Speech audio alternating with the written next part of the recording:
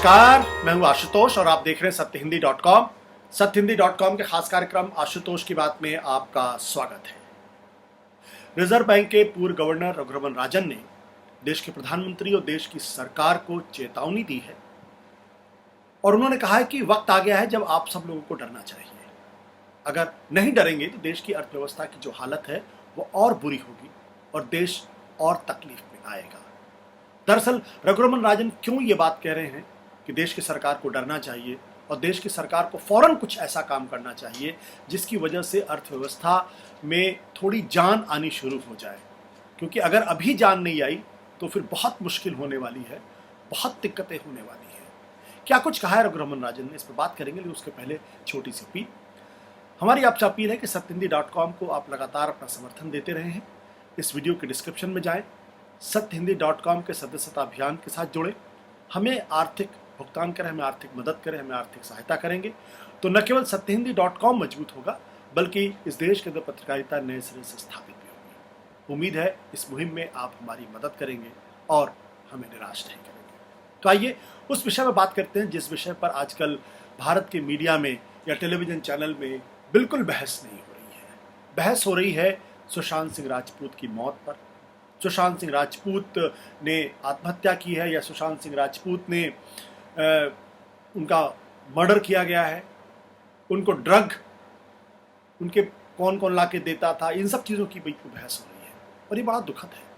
दुखद इसलिए है क्योंकि जो बात रघुरामन राजन ने कही है और जो बात इस वक्त हमारे और आपके लिए सबसे बड़ी चिंता का विषय होना चाहिए, दरअसल उस पर बहस नहीं हो रही है। इसलिए आज मैं आपको रघुरामन राजन को बातचीत आपको बताना चाहूँगा। पिछले दिनों आपको याद होगा कि जीडीपी के आंकड़े आए हैं। भारत की अर्थव्यवस्था 23.9% सिकुड़ गई है और ऐसा तब है जबकि इसमें जो इनफॉर्मल सेक्टर है उसके आंकड़े अभी इसमें नहीं जोड़े गए हैं। अगर इनफॉर्मल सेक्टर के आंकड़े इसमें जोड़ दिए जाएंगे तो ये बजाय 23.9% होने के ये आंकड़ा 30 तक भी पहुंच सकता है। और आप सोचिए कि आपकी अर्थव्यवस्था लगभग 1/3 अगर सिकुड़ गई हो तो फिर कितने लाख करोड़ लोग बेरोजगार होंगे, कितने हजार लाख फैक्ट्रियां बंद होंगी, कितने लोग सड़कों पर आ जाएंगे, कितने घरों में चूल्हा नहीं जलेगा, कितने बच्चे स्कूल नहीं जा पाएंगे, इसका आप सहज अंदाजा लगा सकते हैं। भारत एक बार फिर उन्हीं देशों में शुमार हो जाएगा जिसके बारे में कहते थे कि भारत गरीब मुल्क है। हमने तरक्की करनी शुरू की थी, इसलिए यह बहुत जरूरी है कि हम इकोनॉमी के बारे में बातचीत करें। तो मैं रघुरामन राजन ने एक लिंक्डइन पर एक पोस्ट लिखी है और उस पोस्ट में उन्होंने कहा है कि अब भारत सरकार को सावधान हो जाना चाहिए, उन्हें भयाक्रांत हो जाना चाहिए और भयाक्रांत होकर उन्हें काम में जुट जाना चाहिए, क्योंकि अगर वो काम में नहीं जुटेंगे तो दिक्कत पैदा होगी। उन्होंने कहा कि भारत की अर्थव्यवस्था की स्थिति उस बीमार की है, उस मरीज की तरीके से है जो अस्पताल के बिस्तर पे पड़ा हुआ है। उसको अभी इसी वक्त उसको दवा की जरूरत है, उसको इसी वक्त टॉनिक दिए जाने की जरूरत है। अगर इस बात का इंतजार करेंगे कि कब कोरोना नाम का जो मर्ज है जब खत्म होगा उसके बाद हम अर्थव्यवस्था को सुधारने की कोशिश करेंगे, उसको राहत देने की कोशिश करेंगे, उसके स्टिमुलस देने की कोशिश करेंगे, तो फिर हालत वही हो जाएगी कि मरीज बेचारा बिना दवा के, बिना टॉनिक के, बिना राहत के वो बिस्तर पर तड़पता रहेगा और अंत में कंकाल बन जाएगा। और उस स्थिति में अगर आप उसको दवा देंगे तो उस दवा का भी कोई बहुत ज़्यादा असर होने वाला नहीं है। तो उनका कहना यह है कि जो इस वक्त मोदी सरकार है, जो इस वक्त देश की सरकार है, जो इस वक्त देश का वित्त मंत्रालय है, इस वक्त उसको काम करने की ज़रूरत है। और उनका कहना यह है कि इस वक्त रिलीफ देने की ज़रूरत है।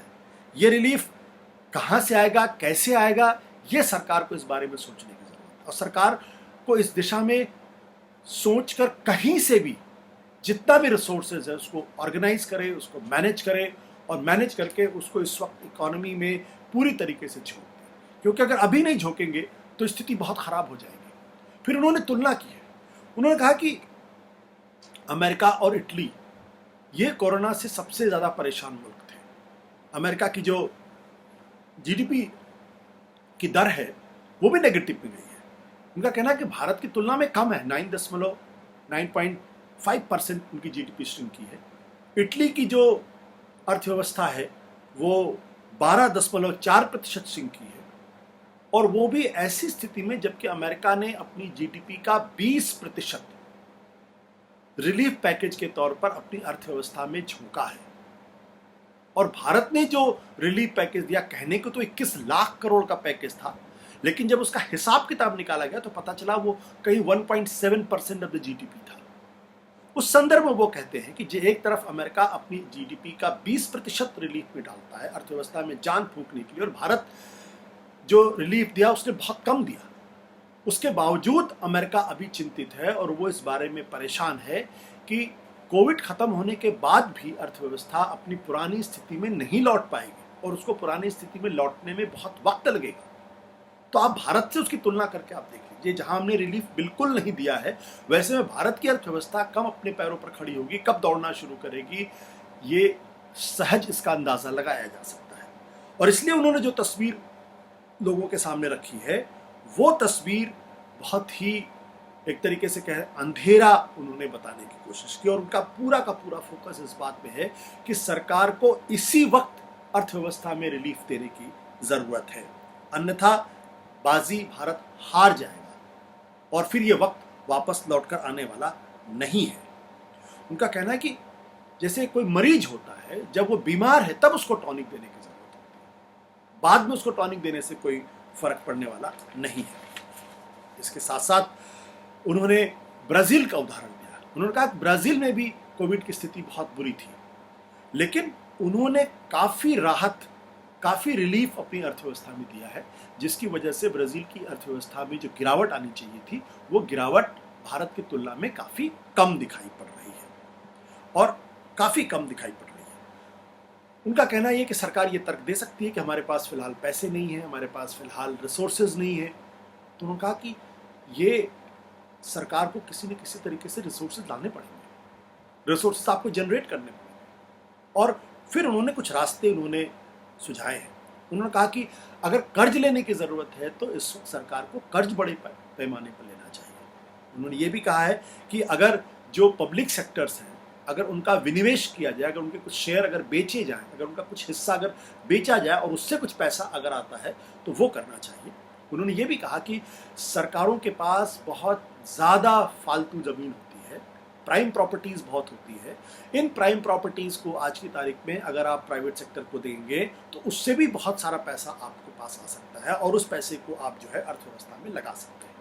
उन्होंने कहा कि जो राज्य सरकारें हैं उनको आप भरपूर पैसा दीजिए, उनको उनका जो जीएसटी का जो है वो भी आप उनको दीजिए, क्योंकि राज्य सरकारों के पास पैसे होंगे तो वो आर्थिक गतिविधियों में लगाएंगे, और आर्थिक गतिविधियां जब तक नहीं शुरू होंगी तब तक अर्थव्यवस्था में जान नहीं फूकी जा सकती है।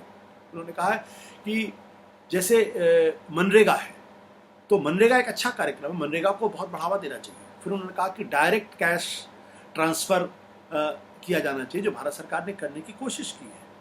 इसके अलावा और भी बहुत सारे इंफ्रास्ट्रक्चर में बहुत पैसा खर्च करना चाहिए। तो दरअसल उनकी पूरी बातचीत का लब्बो लिबाब से पिता है, और जो आज की तारीख में जितने टॉप के इकोनॉमिस्ट हैं, टॉप के जो अर्थशास्त्री हैं, वो एक ही बात कह रहे हैं कि भारत की अर्थव्यवस्था में जो है वो डिमांड बिल्कुल नहीं है। इस डिमांड को बढ़ाना पड़ेगा।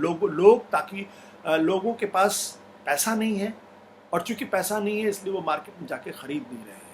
तो उन सब लोगों का यही कहना है कि डिमांड क्रिएट करनी पड़ेगी, आपको आर्थिक गतिविधियों को शुरू करना पड़ेगा। और कुछ लोग ये भी उदाहरण देते हैं कैसे 1929 में जब अर्थव्यवस्था पूरी दुनिया की मंदी पे आ गई थी तो अमेरिका ने बड़े पैमाने पर बड़े बड़े हाईवेज बनाए थे, इकोनॉमिक एक्टिविटी उसकी वजह से शुरू हुई तो अर्थव्यवस्था पटरी पर आ गई है। तो सारे लोगों की चिंता इसी बात को लेकर ये है कि दरअसल इस वक्त की जो केंद्र सरकार है, ये केंद्र सरकार, उसके पास कोई आर्थिक विजन दिखाई नहीं पड़ रहा है, और ऐसा लगता है जैसे वो क्लूलेस है पूरी तरीके से।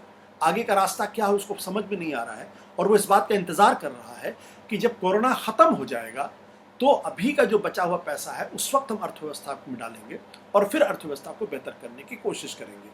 डॉक्टर रघुरमन राजन का साफ तौर पे कहना है कि ये जो उपाय केंद्र सरकार सोच रही है, मोदी सरकार सोच रही है, ये सही रास्ता नहीं है, क्योंकि बीमार अभी है, अभी अस्पताल में पड़ा हुआ है, अर्थव्यवस्था अभी अस्पताल में पड़ी हुई है, लिहाजा उसको अभी इसी वक्त टॉनिक देने की ज़रूरत है, उसको अभी इसी वक्त दवा देने की ज़रूरत है।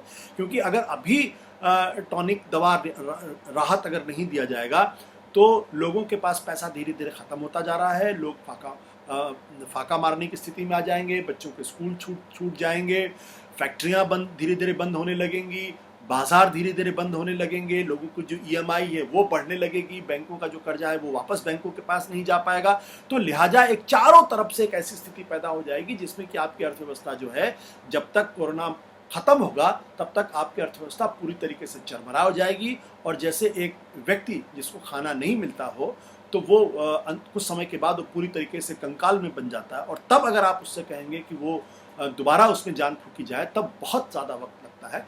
लिहाजा वैसी स्थिति नहीं आनी चाहिए। तो उनका साफ तौर पे कहना यह है कि मोदी सरकार को और ख़ासतौर से देश के प्रधानमंत्री मोदी जी को फिलहाल डरना चाहिए, और डर के उनको फौरन कार्रवाई करना चाहिए। अगर नहीं करेंगे तो भारत की अर्थव्यवस्था की स्थिति बहुत बुरी होगी, और तब चीज़ें संभालने में नहीं आ पाएंगी। नमस्कार, धन्यवाद, शुक्रिया। सत्य हिंदी के और वीडियोस को देखने के लिए हमारे YouTube चैनल को सब्सक्राइब करें और सीधे नोटिफिकेशन पाने के लिए बेल आइकन दबाएं।